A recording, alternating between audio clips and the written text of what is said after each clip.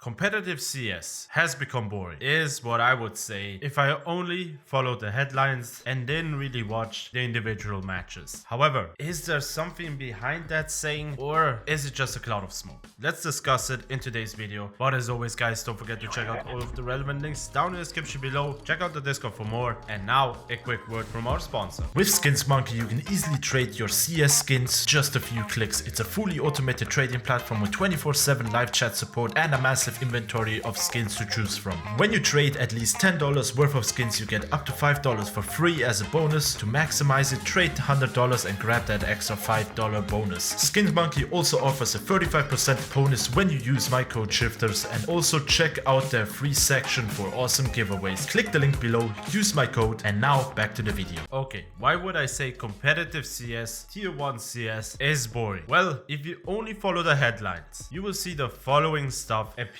on your screen. Vitality won another tournament. Falcons again leave a tournament in a disappointing loss because they cannot make it through the playoffs and for some reason always choke. And the same thing can be said for Mouse. And well, I think you know where I'm going. You can add a lot of teams into a lot of those storylines and make fun of them and make it a stereotype. And that is why I think a lot of people would say that CS has become boring. The competitive scene is boring. And well, I would assume the same thing if I only read those stuff. However, if we look back and we don't only focus on who won the finals of tournament A or tournament B, there are some cool stories. Yes, they didn't make it, they didn't win the tournament. However, it was fun to watch. And on top of that, you have some outliers right now who are stirring up the scene. It's really interesting to see that. And to get a better perspective, I would say let's look at both sides, both arguments, and understand where people are coming from. And I would say let's start with the negative comments, since we want to end with a positive note. And well, the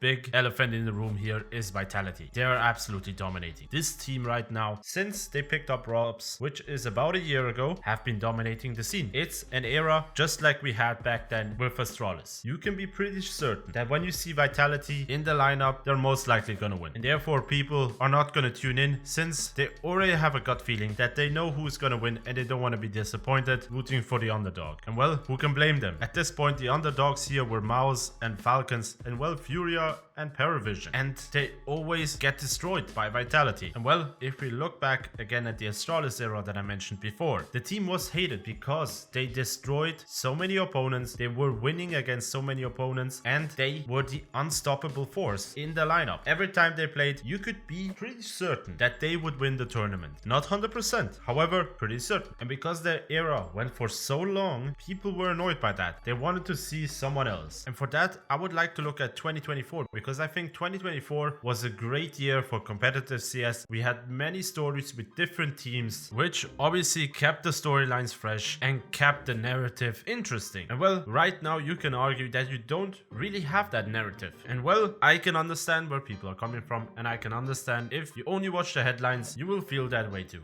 However, there were so many storylines that people don't really talk about, especially when it comes to covering them and hyping them up. For example, Paravision, who came out of nowhere from the Budapest Major, won the Blast Bounty 2026 Season 1 finals, and on top of that, you have Furia, who are now a contender for the top spot, which is also a good thing to see. But nevertheless, I can understand where people are coming from, and I can understand the frustration that people have with Vitality winning a lot of these events. But nevertheless, it's deserved. They are playing well, and you cannot take them away from them. But for anyone who doesn't like watching them, look, the next Pro League, which starts on the 1st of March, Vitality is not playing there. And on top of that, they're not playing in the PGL Bucharest event at the beginning of April because they're focusing for IM Rio 2026. And if you still feel like you're a bit unsure and the scene still looks boring, I can say, well, it's the beginning of the season. We still don't know how everything is going to develop. You never know what could happen. There are going to be roster changes, obviously, and we never know what one move can do to change it up and change the scene completely. And with that said, guys, let me know down in the comments below. What's your take on the whole debate with the esports scene being boring right now? Where do you stand in the debate? Are you against the narrative or are you for the narrative? Let me know.